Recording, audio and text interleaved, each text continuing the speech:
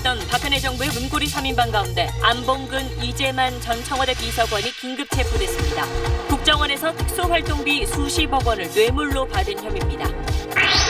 사드 배치 결정 1년 4개월 만에 한중 양국이 관계를 정상화하기로 합의했습니다. 사드를 둘러싼 서로의 입장차는 인정하되 공인하고 교류 협력부터 조속히 회복하기로 했습니다. 사드 배치를 핵심 이익 침해라며 반대해온 중국의 태도가 바뀐 배경에 관심이 집중되고 있습니다. 시진핑 주석의 실리적인 선택이란 분석이 나오고 있는데 중국의 속내를 분석해드립니다. 강경화 외교부 장관은 미국의 MD 체계에 우리나라가 참여하는 일은 없을 거라고 밝혔습니다. 그런데 송영무 국방장관은 MD 편입 논란을 불러일으킬 미국의 해상 요격 체계 SM3 구입을 적극 고려하고 있습니다. 편법 증여 논란을 빚은 홍종학 장관 후보자에 대해 야권이 추가 의혹을 제기했습니다. 청와대와 여권은 증여 방식이 상식적이었다며 부실 검증 책임론에 맞대응했습니다. 한국을 비롯해 8개 나라가 공동으로 신청한 일본군 위안부 기록물에 대한 유네스코 세계 기록유산 등재가 보류됐습니다. 일본의 전방위 로비에 밀린 겁니다. 교통사고로 숨진 배우 김주혁 씨를 부검한 결과 머리 부분을 심하게 다쳐 숨진 거란 1차 소견이 나왔습니다. 김 씨가 교통사고를 일으킨 원인은 일주일 뒤 정밀 부검 결과가 나와야 밝혀질 것으로 보입니다. 지적장애가 있는 한 50대 남성이 공장에서 15년간 노예처럼 착취당해온 것으로 드러났습니다. 공장주는 한 달에 10만 원가량의 임금을 줬고 교통사고 보험금도 가로챈 혐의를 받고 있습니다. 어제 서울 종로구 공사 현장에서 담장이 무너지면서 현장에서 함께 일하던 70살 형이 숨지고 50대 동생이 다쳤습니다. 숨진 형은 막내 아들 장가 보내야 한다며 70의 나이에도 꾸준히 일을 해온 것으로 드러나 주변을 안타깝게 하고 있습니다.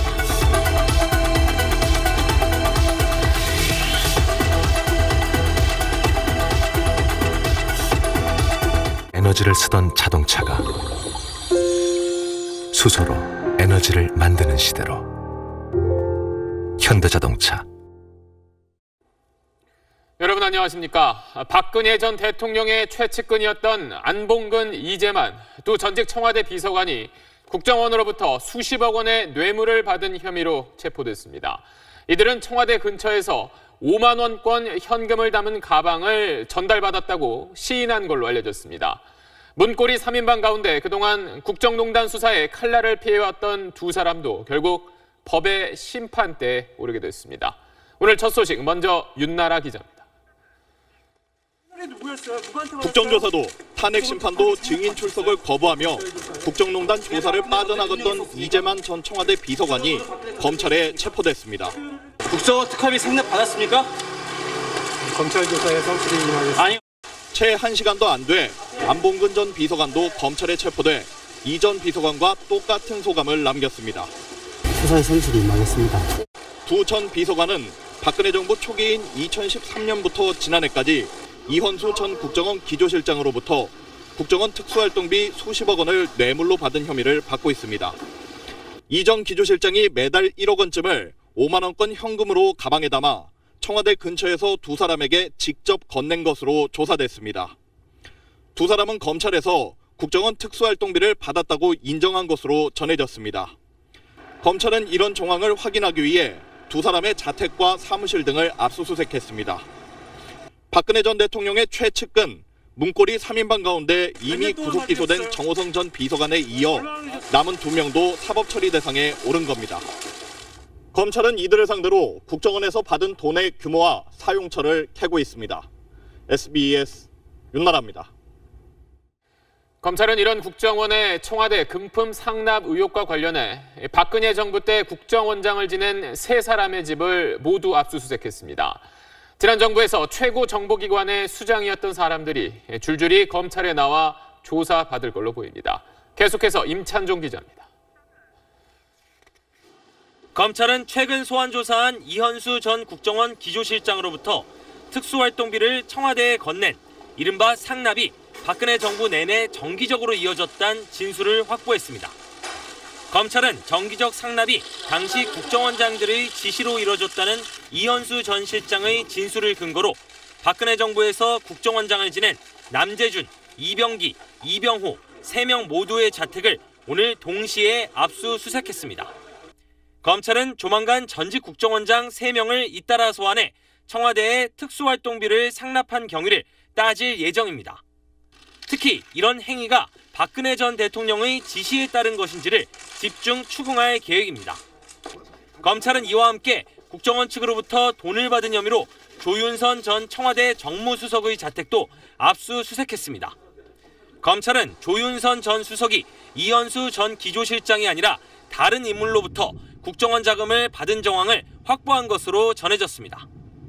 조 전 수석은 1심 재판에서 문학의 블랙리스트 관여 혐의에 대해 무죄를 선고받고 풀려났습니다. 하지만 조윤선 전 수석은 이른바 화이트리스트 연루 혐의로 수사 대상에 오른 데다 이번에 국정원 돈 수수 혐의까지 받게 되면서 조만간 또다시 검찰에 불려와 조사를 받게 될 전망입니다. SBS 임찬종입니다. 검찰은 매달 청와대로 흘러들어간 국정원의 특수활동비를 예전부터 이어온 관행이 아니라 뇌물이라고 판단했습니다. 국정원이 국민의 세금인 나랏돈을 빼돌려 직무 관련성이 있는 청와대에 바쳤다는 논리입니다. 박현석 기자입니다.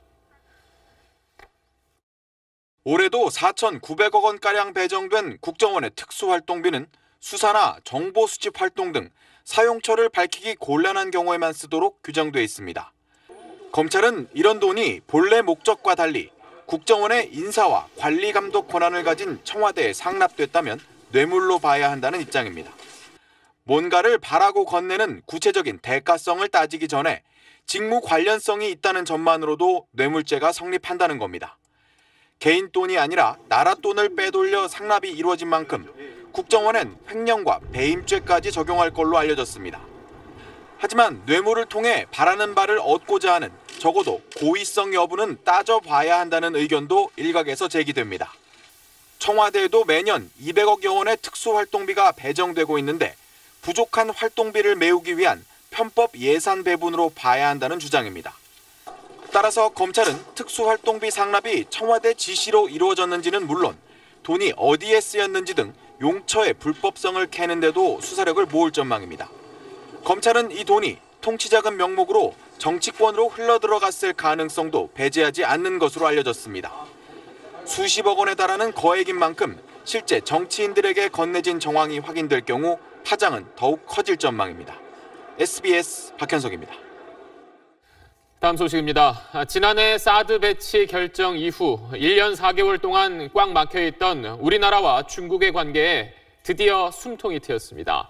사드를 둘러싼 서로의 입장 차이는 봉인하고 우선 교류 협력부터 회복하기로 했습니다.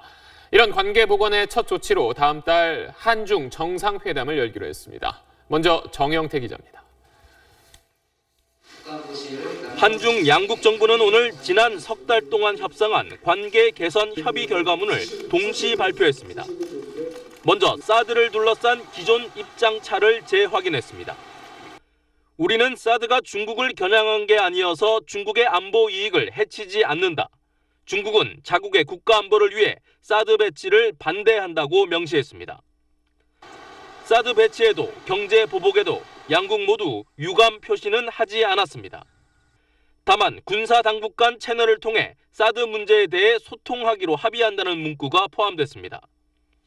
이어 교류 협력이 양국 공동 이익에 부합한다며 모든 분야의 교류 협력을 정상 궤도로 조속히 회복시키기로 합의했습니다.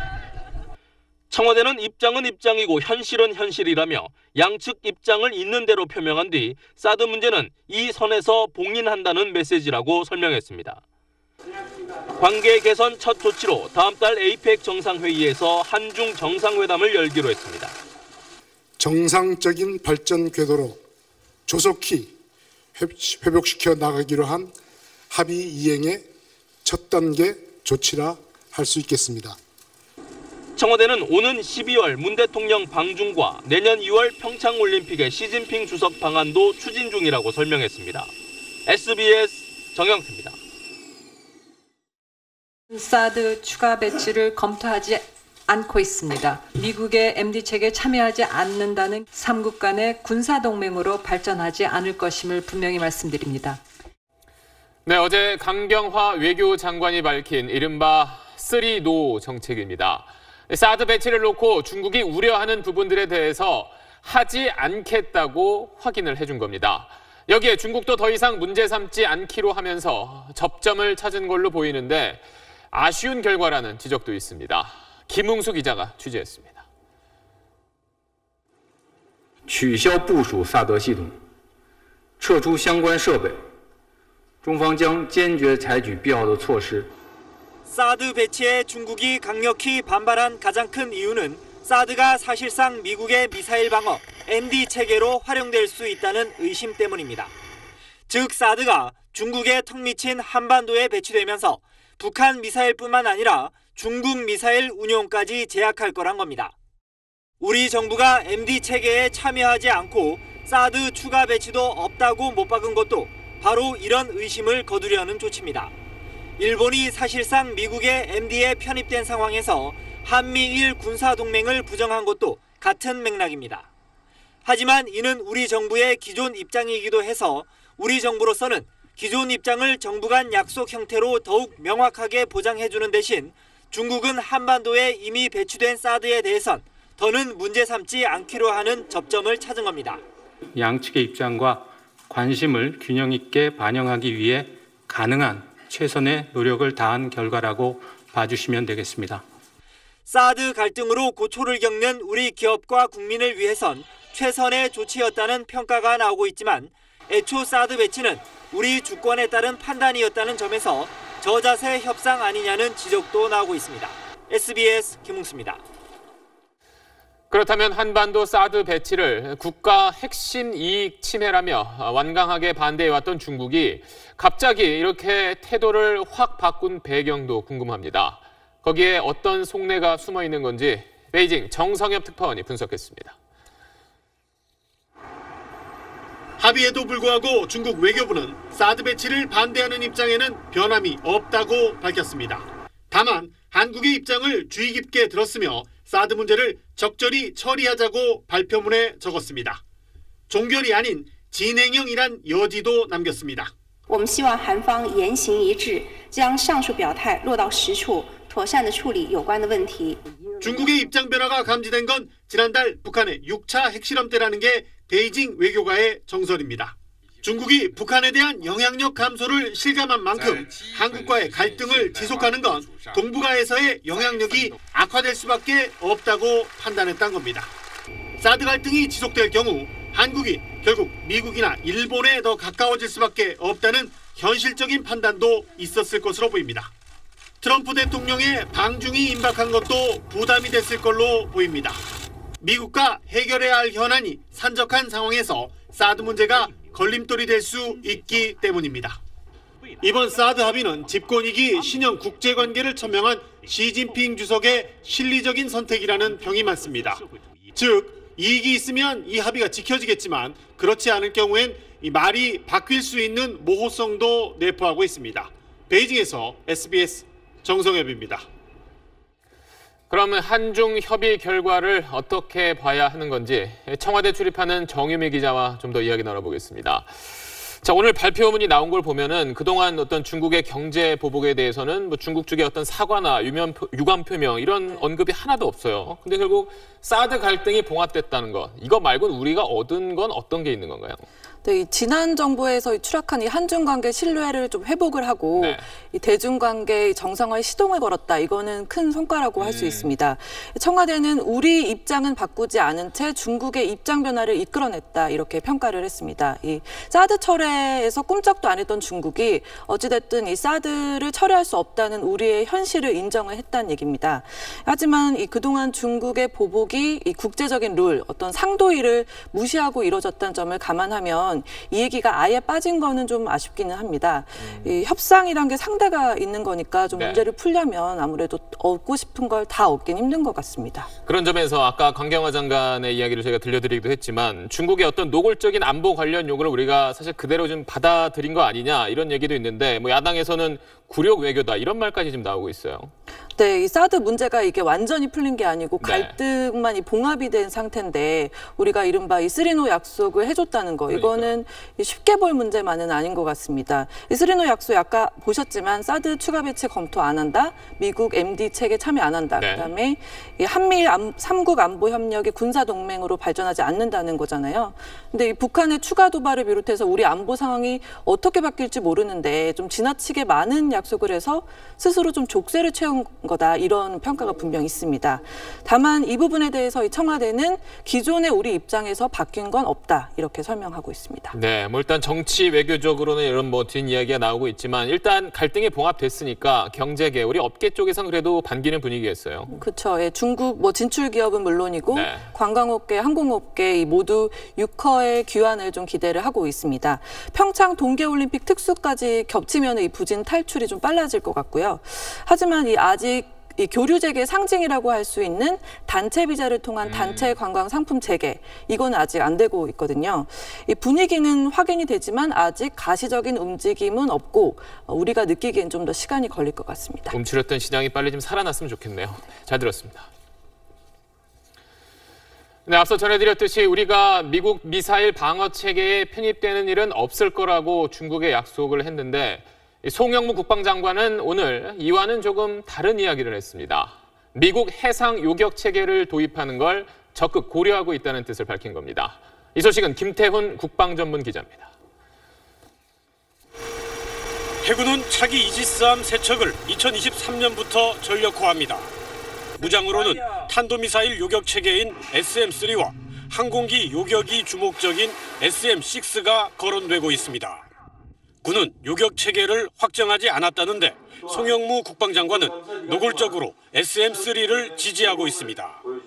오늘 국감에서도 1,400억 원을 들여 막 개발을 마친 국산 요격 체계 MSAM의 비용 대비 성능을 비판하며 SM-3 도입론을 펼쳤습니다. 이지스가 곧 들어오는데 그거를 갖다 하면은 이게 낭비다 해서 돈을 먼저 생각했고요. 그다음 저순적인 상황을 했고. SM-3는 고도 500km까지 적 미사일을 요격하는 미국의 해상 요격 시스템입니다. 하지만 SM-3가 도입될 경우 미국 MD 편입 논란은 불가피해 보입니다.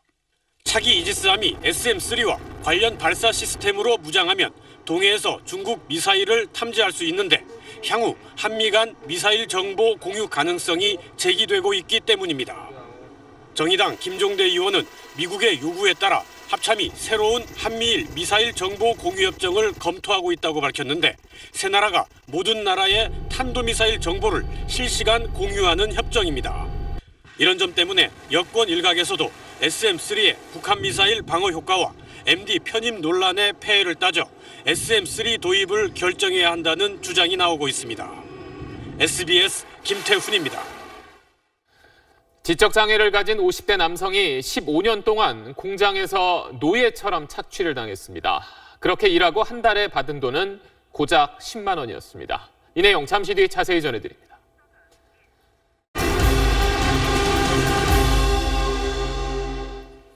편법 증여 논란을 빚은 홍종학 중소벤처기업부 장관 후보자에 대해 야권이 추가 의혹을 제기했습니다. 청와대와 여권은 증여 방식이 상식적이었다며 맞대응했습니다. 최고은 기자가 보도합니다. 홍종학 후보자의 딸은 엄마와 함께 외할머니의 건물을 상속받을 때 증여세 2억 2천만 원을 내야 했습니다. 이 돈을 엄마가 대신 내주면 증여세를 추가로 3천만 원 내야 합니다. 하지만 딸은 엄마에게 2억 2천만 원을 빌렸다는 차용증을 작성한 후 이자 지급의 근거로 이자 소득세 207만 원을 냈습니다. 증여세를 아끼기 위해 차용증을 쓰는 등 법을 악용했다는 지적입니다. 쪼개기 증여를 하였고 추가적인 증여에 대해서는 증여세를 내지 않기 위해서 일반 국민들이 납득하기 힘든 엄마와 어린 딸의 회개한 금전 거래입니다. 홍 후보자의 아내가 지난 8월 이사를 위해 언니에게 2억 원을 빌렸다가 장관 후보자로 지명된 날 뒤늦게 차용증을 작성했다는 의혹도 제기됐습니다. 야3당은 홍 후보자가 언행 불일치의 위선자라며 즉각 사퇴를 주장했습니다. 여권은 적극 엄호에 나섰습니다. 쪼개기 증여가 아니라 이것은 국세청이 적극 권하고 장려하고 있는 분할 증여입니다. 제도 내에서의 합리적 절세 방식이고. 하지만 고위공직 후보자가 작성하는 검증 서류에 재산 신고가 포함된 만큼 충분히 걸을 수 있었음에도 검증이 부실했다는 비판이 계속됐습니다. 이에 대해 청와대는 홍 후보자의 증여 방식은 상식적이라며 확실히 선을 그었습니다. 야당이 인사검증 책임을 묻겠다며 다음 달 6일 조국 민정수석을 국감 증인으로 요청한 데 대해서도 불출석 방침을 정한 것으로 알려졌습니다. SBS 최고은입니다. 유네스코가 새롭게 등재했다고 밝힌 78건의 세계 기록 유산들입니다. 우리나라를 비롯해 8개 나라 시민단체들이 신청한 위안부 관련 기록물들은 포함되지 못했습니다. 유네스코는 위안부 기록물들이 대체 불가능하고 유일한 거라며 가치를 높게 인정하고도 등재는 보류한다고 결정했는데 일본의 전방위 로비에 밀린 겁니다. 권혜리 기자가 보도합니다. 유네스코는 우리 시간으로 오늘 새벽 일본군 위안부 피해자 기록물의 세계 기록유산 등재를 보류한다고 발표했습니다. 해당 기록과 관련이 있는 당사자들 사이에 견해가 다를 땐 기록유산 등재를 보류한다는 새 기준을 적용한 겁니다. 일본의 요청으로 만들어진 이 기준은 2019년부터 적용하게 돼 있지만 유네스코가 이를 앞당겼습니다. 일본은 일본군 위안부 관련 기록물의 등재를 막기 위해 도저히 문화 선진국이라고 할 수 없을 정도로 폭력적 행위를 해왔다. 세계 기록유산은 기록에 담긴 내용에 대한 판단이 아니라 보존 가치로 평가합니다. 유네스코는 위안부 기록물의 가치는 높게 평가하면서 정작 등재는 미루는 모순된 행태를 보였습니다. 미국이 탈퇴한 뒤에 전체 분담금의 9.7%를 내고 있는 일본이 전방위로 압박한 게 먹혀들었다는 분석입니다. 対話等の原則を尊重し、さらなる政治的緊張を回避するよう関係者に求める決議、こうした決議の趣旨を踏まえて適切な対応がされたものである。 유네스코는 기록물 관련 당사자들이 합의에 이를 수 있도록 중재를 시작할 예정입니다. 그러나 현실적으로 힘든 방안이라서 유산 등재를 위한 새로운 절차가 언제 시작될지도 알 수 없는 상황입니다. SBS 권혜리입니다. 오늘이 10월의 마지막 날입니다. 미국에선 귀신 분장을 하고 애군을 쫓는 헬로윈 축제일이기도 하죠. 언제부턴가 이 축제가 우리나라에서도 익숙해졌고 놀이공원이나 유치원에서 각종 행사를 열기도 합니다. 그럼 시민들은 헬로윈 축제를 어떻게 생각하는지 이성훈 기자가 열린 마이크에서 들어봤습니다.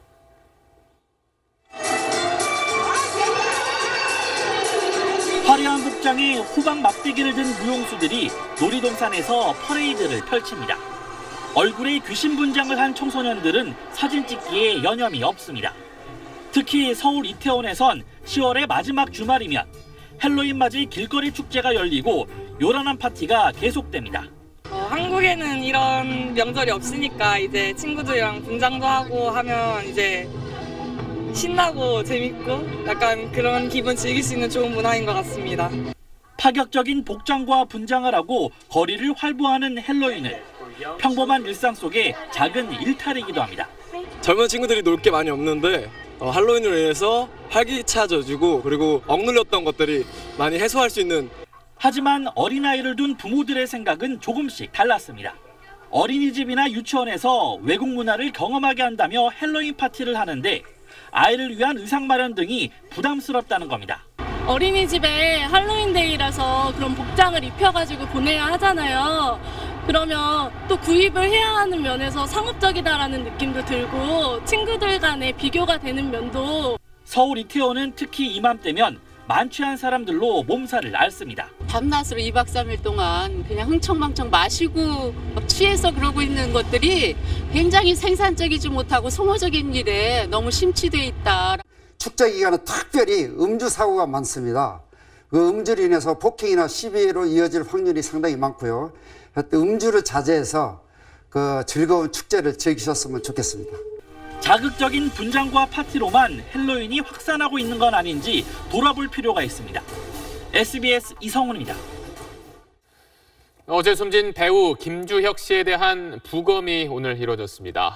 이 부검 결과 심근경색이 아니라 교통사고로 머리를 크게 다친 게 직접적인 사망 원인이라는 1차 소견이 나왔습니다. 안상우 기자입니다.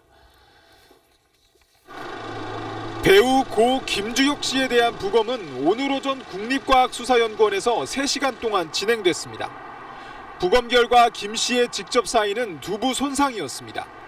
빠른 속도로 건물벽에 돌진했을 때 머리를 다쳐 김 씨가 사망에 이르렀을 것이라는 부검의의 1차 소견이 나온 겁니다. 이 머리 충격으로 인한 사망이 된 것 같고 심근경색의 가능성은 낮아 보인다. 부검을 마친 시신을 경찰에서 인계받은 유족은 오늘 오후 3시쯤 서울 아산병원에 김 씨의 빈소를 마련했습니다. 예기치 못한 사망 소식에 동료 연예인들은 당혹감과 침통함을 감추지 못했습니다. 고 김주혁 씨의 연인이었던 영화배우 이우영 씨도 빈소를 지키고 있는 것으로 알려졌습니다. 고인의 따뜻한 인품과 열정을 영원히 기억할 것입니다. 생전 아름다운 배우의 길을 걸어온 고인의 명복을 빌어주십시오. 김 씨의 발인은 오는 목요일 오전 11시입니다. 유족 측은 김 씨를 화장해 가족 납골묘에 안치할 예정입니다. SBS 안상우입니다. 1차 부검 결과는 나왔지만 그 전에 김주혁 씨가 왜 교통사고가 난 건지 그 이유는 아직 확인되지 않고 있습니다. 운전을 하다가 몸에 이상이 생긴 것 아니냐는 추측이 나오고 있는데 정확한 건 일주일 뒤쯤에나 가려질 걸로 보입니다. 계속해서 이호건 기자입니다.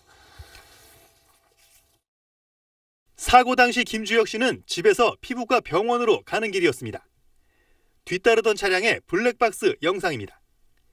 2차로를 달리던 김 씨의 차량이 천천히 오른쪽으로 틀더니 옆 승용차를 들이받습니다. 4차로까지가 잠시 멈춰선 뒤 이번엔 왼쪽으로 꺾어 승용차를 한 번 더 받고 오른쪽으로 돌진합니다. 차량 운전이 조금 이상했던 상황 아닌가 의심이 되는 거죠. 차가 뭐 옆에 차들을 전혀 신경 쓰지 않고 그냥 돌진할 때 브레이크 등은 켜지지 않았습니다. 제동 장치를 밟아도 급가속하는 급발진 사고 가능성은 작아 보입니다. 현장에 출동한 경찰은 김 씨에게 술 냄새가 나진 않았다고 말했습니다. 추돌당한 차량 운전자는 가벼운 첫 사고 직후 김 씨가 가슴을 핸들에 기댄 채 양손은 핸들을 감싸쥐고 괴로워하는 표정이었다고 진술했습니다. 운전 중 몸에 이상 증세가 나타난 것으로 추정해볼 수 있는 대목입니다.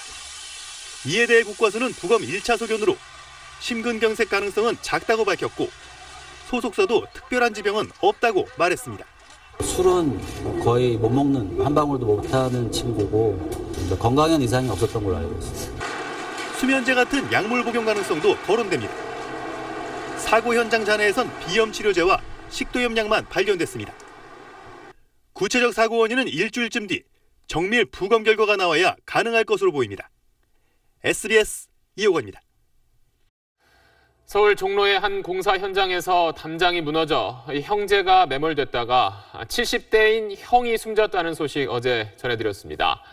막내 아들을 장가 보내야 한다며 70의 나이에도 계속 꾸준히 일을 했던 걸로 알려져 주변을 더욱 안타깝게 하고 있습니다. 이현영 기자가 취재했습니다. 평소처럼 새벽 일찍 집을 나섰던 아버지를 허무하게 떠나보낸 가족들은 큰 슬픔에 잠겼습니다. 이남 1녀를 둔 가장으로 40년 동안 공사 현장에서 일한 아버지였습니다.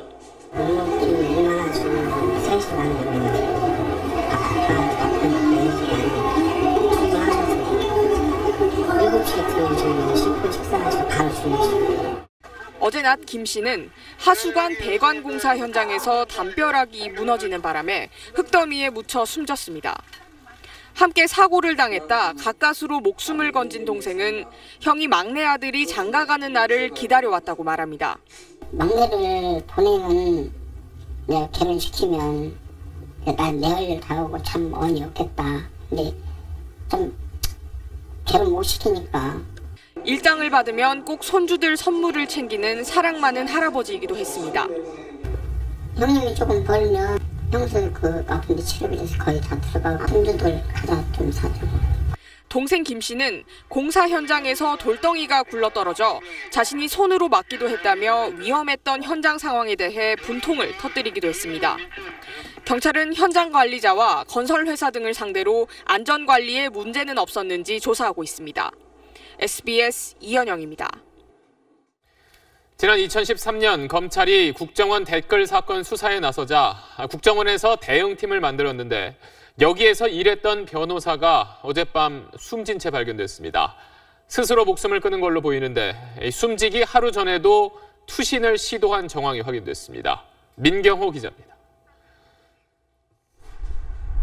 어제 저녁 7시쯤 강원도 춘천의 한 주차장에 세워진 승용차에서 한 남성이 숨진 채 발견됐습니다. 차 안에선 번개탄을 피운 흔적이 남아 있었고 유서는 발견되지 않았습니다. 이 남성은 42살 정모 변호사로 국정원 소속이었습니다. 특히 지난 2013년 4월 당시 검찰이 댓글 수사에 나서자 이에 대응하기 위해 만들어진 현안 TF에 참여했었습니다. 앞서 검찰에 피의자 신분으로 소환돼 조사받은 이재영 부장검사의 지휘를 받아 실무를 담당했던 걸로 알려졌습니다. 이 때문에 지난 23일 검찰에서 참고인 신분으로 조사를 받았고 어제도 추가 조사를 받을 예정이었지만 연락을 끊은 채 잠적한 상태였습니다. 경찰 조사 결과 정 씨는 2013년 댓글 수사 당시 상황을 검찰 조사에서 구체적으로 진술한 뒤 주변에 심리적 부담감을 토로한 걸로 전해졌습니다. 숨지기 하루 전날 오전에도 강릉 바닷가에서 투신했다 구조됐던 사실도 추가로 확인됐습니다. 경찰은 정 씨가 검찰에서 조사를 받는 데에 대해 중압감을 이기지 못해 스스로 목숨을 끊은 걸로 보는 가운데 정확한 사고 경위를 파악하기 위해 정 씨의 이메일과 SNS, 계좌 거래 내역 등을 확보해 분석하고 있습니다. SBS 민경호입니다. 김장철을 앞두고 마늘과 고춧가루 같은 부재료 수요가 요즘 늘어나고 있습니다. 이걸 노리고 중국 농산물을 불법 유통시키는 보따리상들이 기승을 부리고 있습니다. 송욱 기자가 취재했습니다. 서울의 한 농산물 도매상에 관세청 직원들이 들이닥칩니다. 입장을 받아봤으니까요. 창고 안엔 중국 보따리상을 통해 들여온 깐 마늘이 쌓여 있습니다. 정식 수입한 것처럼 포장까지 새로 했습니다. 4개를 묶어가지고 여기다 넣어서 하면 이렇게 이런 상태에서 내보내는 걸로 이런 식으로 하면 수입산처럼 보이는 거죠. 보따리상들이 많이 입국하는 인천항 국제여객터미널을 가봤습니다. 보따리상 한 사람이 들고 나온 농산물의 무게가 대부분 50kg 내외입니다.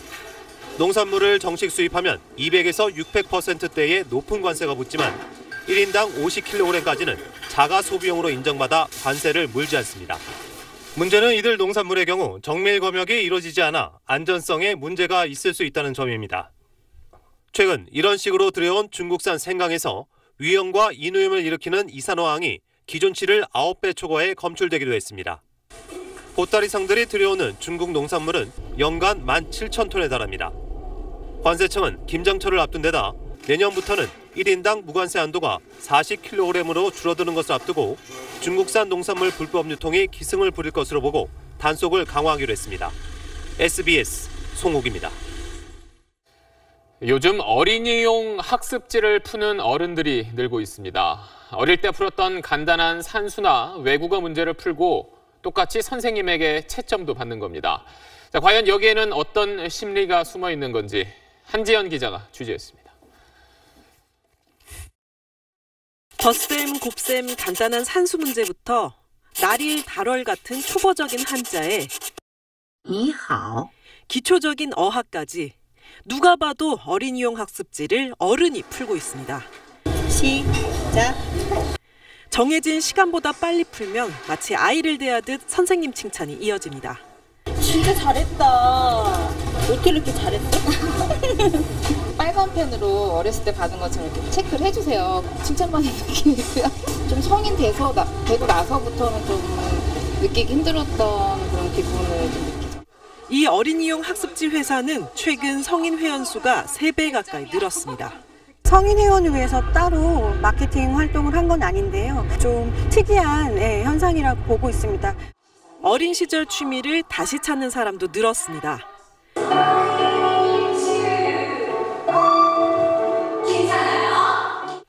음악과 몸짓에 집중하면서 발레리나 꿈을 다시 꾸기도 하고 제 꿈을 취미로 한 번 더 해보고 싶어서 저에게 발레란 꿈의 연장선이다. 바쁜 일상으로 잊고 살았던 행복했던 어린 시절로 돌아가기도 합니다. 예쁜 튜튜 입고 이러면 내가 공주님이 된 것 같고 그런 기분이었는데 잊고 또 내가 몰랐던 나의 예쁜 모습을 찾게 해주는 거. 어릴 적 했던 학습이나 놀이를 통해 안정감을 얻게 되는 겁니다. 옛날에 그림을 그렸던 때를 생각해보면 시간 가는 줄 모르고 그림에 빠져들게 되거든요. 직장 생활을 하다 보면 경쟁도 심하고 스트레스도 커집니다. 어릴 때의 학습이라든지 활동을 함으로 인해서 스트레스가 풀리고 힐링하는 그러한 효과가 있습니다. 철없는 어른이라고 취급받았던 키덜트 문화가 이제는 여가와 자기개발 분야로까지 확장되고 있습니다. SBS 한지연입니다. 경남 김해의 한 공장에서 지적장애를 가진 50대 남성이 무려 15년 동안 노예처럼 착취당했습니다. 공장주는 온갖 일을 다 시키면서 한 달에 10만 원을 줬는데 그 사이 제대로 병원도 다니지 못한 남성은 한쪽 팔을 잃었고 치아도 거의 다 빠져버렸습니다. KNN 황보람 기자입니다. 경남 김해시의 한 공장에 딸린 단칸방에서 한 남성이 발견됩니다. 한쪽 팔과 치아 대부분을 잃은 이 남성은 지적장애 3급의 51살 B씨입니다.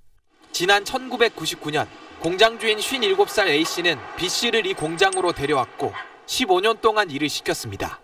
B씨는 15년 동안 이 공장 안 숙소에서 지내면서 최저임금에 훨씬 못 미치는 10만 원가량만 받고 일한 것으로 밝혀졌습니다. 연봉으로 따지면 130만 원 정도, 15년 동안 2천만 원도 안 되는 임금을 받으며 노동 착취를 당했습니다.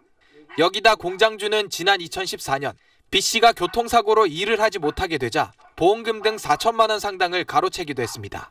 B씨는 치료를 위해 찾은 병원에서 다른 환자들에게 돈을 구걸하기도 했습니다.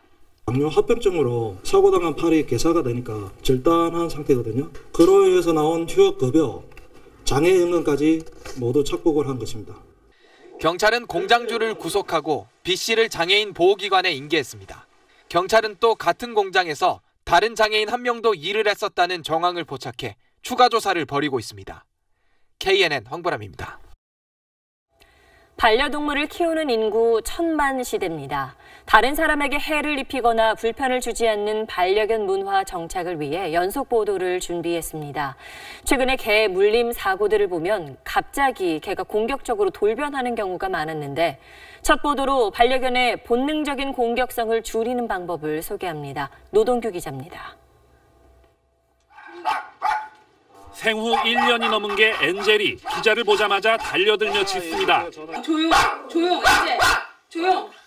짖을 때마다 안아줬던 탓에 이제는 외출조차 어려울 지경입니다. 나가면은 큰일 나.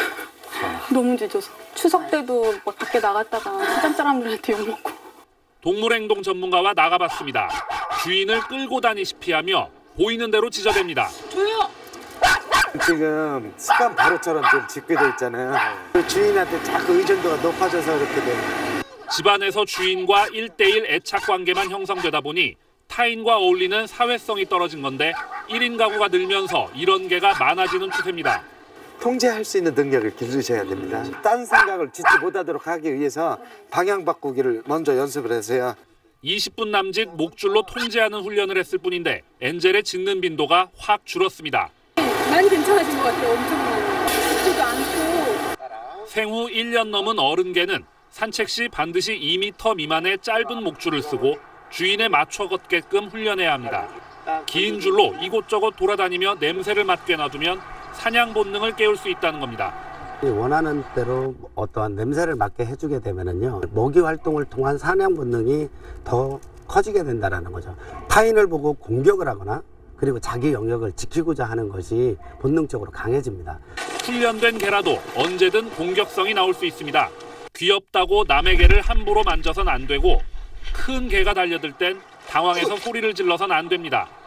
소리 지르고 도망가게 되면은 이 아이는 더 자극을 한다는 거죠. 개에게 공격받았을 땐 두 팔로 목부터 보호하고 달려드는 개 옆으로 휴대전화 같은 사물을 던져 관심을 돌리는 것도 방법입니다. SBS 노동규입니다. 커피 전문점에 가보면 매장 안에 머무는 손님들에게도 일회용 컵에 음료를 담아주는 곳이 많습니다. 심지어 머그잔이나 유리컵을 아예 쓰지 않는 곳도 있습니다. 일회용품 사용을 규제하는 법 규정이 있는데도 지켜지지 않는 거죠. 곽상은 기자가 대안까지 함께 취재했습니다. 서울 강남의 한 커피 전문점. 음료를 주문하자 묻지도 않고 일회용 컵에 담아줍니다. 그냥 무조건 테이크아웃 전에 무조건 그냥 원하시면 드리는데요. 굳이 저희가 여쭤봐서 드리지는 않아요. 머그잔이나 유리잔을 아예 비치하지 않은 매장도 있습니다. 저희는 일회용밖에 못 써요. 아예요? 매장에? 일회용 컵 사용을 줄이겠다며 환경부와 협약까지 맺은 업체가 대부분이지만 직원들은 손님 탓만 합니다. 편의점에선 의뢰 상품을 무상으로 비닐봉투에 담아줍니다. 환경 부담금이라면서 20원씩 주세요. 근데 서비스 차원으로 그냥 드리는 거죠. 현행법은 일정 규모 이상의 매장에서 플라스틱 일회용 컵이나 비닐봉투의 무상 제공을 금지하고 있지만 관리 감독을 해야 할 지자체마저 손을 놓고 있는 실정입니다.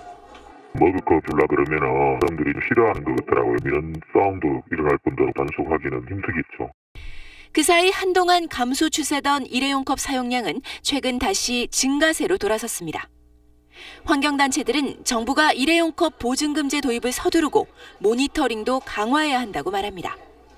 매장 입장에서 편하니까 일회용 컵을 이제 권하는 그런 경우가 많은 거고요. 계속 지도 단속을 해야 될 것 같은 부분이기는 해요. 환경을 위해 조금의 불편함은 감수하겠다는 시민의식 개선도 병행돼야 한다고 전문가들은 지적합니다. SBS 곽상은입니다. 국정감사 마지막 날인 오늘까지도 정치권의 양보 없는 난타전은 계속됐습니다. 특히 MBC 대주주인 박뭉진의 고영주 이사장을 성범죄자에 빗댄 여당 의원 발언에 파행이 빚어지기도 했습니다. 권난 기자입니다. 며칠 전 박문진 국감에서 설전을 벌였던 신경민 민주당 의원과 고영주 이사장. 자유한국당이 오늘 두 사람의 화해를 권하자 신 의원은 단칼에 잘랐습니다. 10년 동안 추행하고 강간을 했던 범인, 강간 추행범이 저를 성희롱하는 느낌을 받았습니다. 한국당은 윤리위 제소를 언급하며 발끈했고 회의는 1차 중단됐습니다. 겨우 속개했지만 오래가지 못했습니다. 고영주 이사장은 여전히 문재인 대통령에 대한 색깔론을 반복했고 어이가 없습니다. 저는 평생을 이념 문제, 공안 문제로 살아온 사람입니다. 야당이 이호성 방통위원장의 질문 공세를 펴자 회의는 또다시 파행했습니다. 궁금해서 여쭤보는 거예요. 왜 그걸 막습니까? 자, 잠시 정의하겠습니다. 법사위에선 오늘 체포된 안봉근 이재만 전 청와대 비서관, 이른바 문고리 3인방에 대해 여당이 철저한 수사를 요구하자 보수야당은 노무현 정부도 조사 대상이라며 맞섰습니다. 정무위에선 현 정부의 적폐청산 TF 활동을 놓고 복지위에선 야당의 손팻말과 상봉 문제로 충돌했습니다. 13개 국회 상임위 대부분에서 난타전이 이어졌는데 내일부터 시작될 법안과 예산 심사도 험로가 예상됩니다. SBS 권란입니다. 여름철 잠시 주춤했던 미세먼지의 위협이 다시 시작된 가운데 미세먼지로 어느 나라 국민들이 얼마나 고통받고 있는지 국제 보고서가 나왔습니다. 우리나라에서만 한 해 2만 명이 미세먼지로 인해 조기 사망하는 것으로 나타났습니다. 이혜미 기자입니다. 세계적인 의학학술지 랜시시 발표한 기후변화와 건강보고서는 미세먼지 문제를 집중 조명했습니다. 화석 연료 사용으로 지구온난화가 가속화하면서 미세먼지 농도가 증가했고 인간의 수명에 직간접적인 영향을 줬다는 겁니다. 한국에서만 지난 2015년 2만 명이 미세먼지 오염으로 호흡기나 심혈관계 질환 등이 악화돼 조기 사망한 것으로 추산됐습니다. 미세먼지 배출량이 많은 중국과 인도의 피해가 컸고 소득 수준이 높은 국가와 도시의 피해는 상대적으로 적었습니다. 체제 문제나 인구수에 대한 거나 그리고 저감 장치에 대한 문제가 있는 거예요. 그런 것들이 기술적으로 현재 굉장히 낙후돼 있기 때문에 기후변화로 잦아지는 폭염도 건강을 위협하고 있습니다. 2015년 폭염에 노출된 65세 이상 인구는 15년 전보다 1억 7,500만 명이나 늘었습니다. 폭염은 탈수로 인한 신부전이나 만성 신부전증의 원인이 됐고 12개월 미만의 영아와 노인은 폭염에 더 취약했습니다. 세계보건기구와 세계기상기구 등이 참여한 이 연구보고서는 기후변화로 인한 경제적 손실도 막대해 지난 한 해 145조 원에 달했다고 밝혔습니다. SBS 이혜미입니다. 트럼프 미국 대통령의 이른바 러시아 스캔들을 수사하는 특별검사가 트럼프 캠프의 선대 본부장을 기소했습니다. 수사가 중대 분수령에 도달한 가운데 불똥이 어디까지 튈지 미 정가가 술렁이고 있습니다. 워싱턴 정하석 특파원입니다. 트럼프 대선 캠프의 러시아 내통 의혹, 이른바 러시아 스캔들을 수사해온 특검이 폴 매너포트 등 당시 캠프의 핵심 인사 3명을 기소했습니다. 러시아 관련 불법 해외 로비와 돈 세탁 등 12가지 혐의를 적용했습니다. 기소된 매너포트는 공화당의 선거기획통으로 트럼프 캠프의 선대 본부장으로 활동하다 과거 친러시아 성향 우크라이나 집권당의 로비스트로 활동한 전력이 드러나 하차한 트럼프의 측근 인사입니다. 백악관은 이번에 기소된 부분이 매너포트의 캠프 합류 이전 혐의로 지난해 대선 캠프와는 관련 없는 개인 혐의임을 강조했습니다. There are no activities or official capacity in which the Trump campaign was engaged in any of these activities. Most of them took place well before the campaign ever even existed. 트럼프 대통령도 트위터를 통해 러시아와의 내통은 없었으며 정작 수사할 부분은 민주당 힐러리 캠프라고 역공을 폈습니다. 자신에게 튈 수 있는 불똥을 사전 차단하기 위한 포석입니다. 그러나 특검이 캠프 차원의 내통 혐의로 추가 기소에 나서고 트럼프 대통령이 특검 해임으로 맞설 경우 탄핵론이 다시 부상하는 등 미국 정가가 혼란에 휩싸일 것으로 보입니다. 워싱턴에서 SBS 정하석입니다.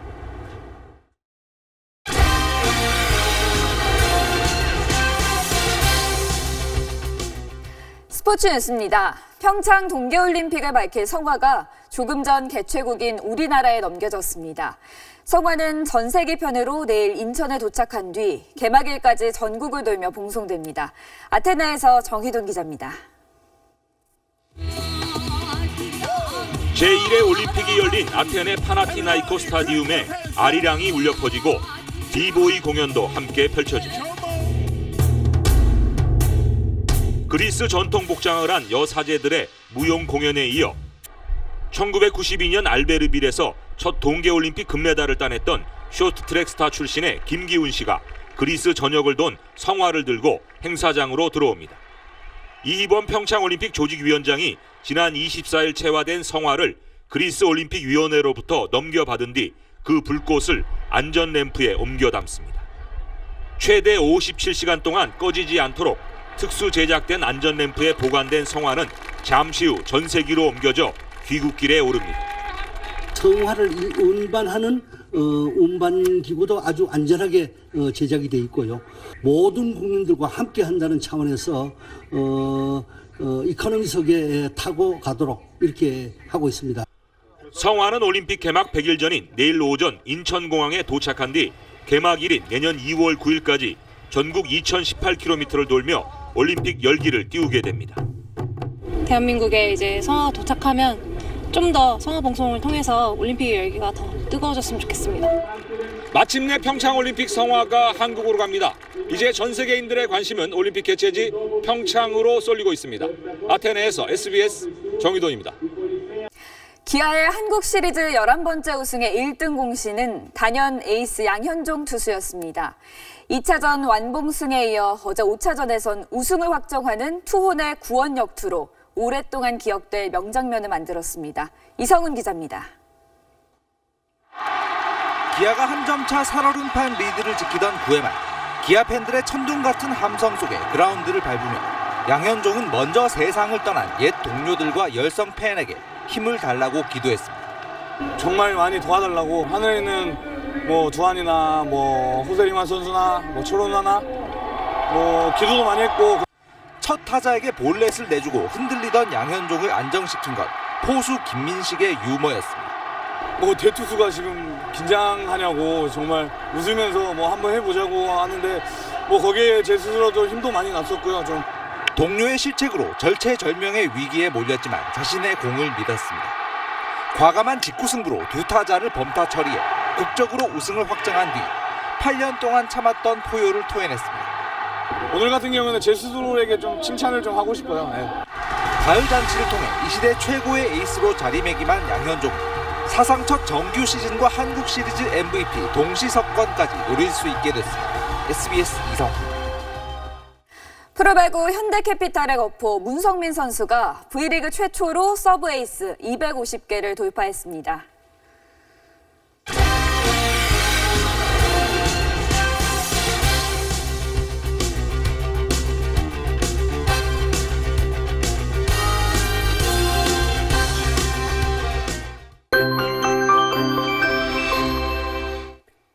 (10월의) 마지막 날인 오늘 서울에는 첫서리가 내리고 날도 추웠습니다. 하지만 이제 기온이 오름세로 돌아서면서 주 후반까지 추위에 대한 큰 걱정은 없겠습니다. 내일 서울의 아침 기온은 10도로 출근길은 비교적 덜 춥게 느껴지겠는데요. 이후로도 무난한 날씨가 이어지다가 목요일과 금요일 사이 중부지방 곳곳에 비가 내리겠습니다. 비가 그치면 또다시 올가을 최저 기온을 기록할 정도로 추워지겠습니다.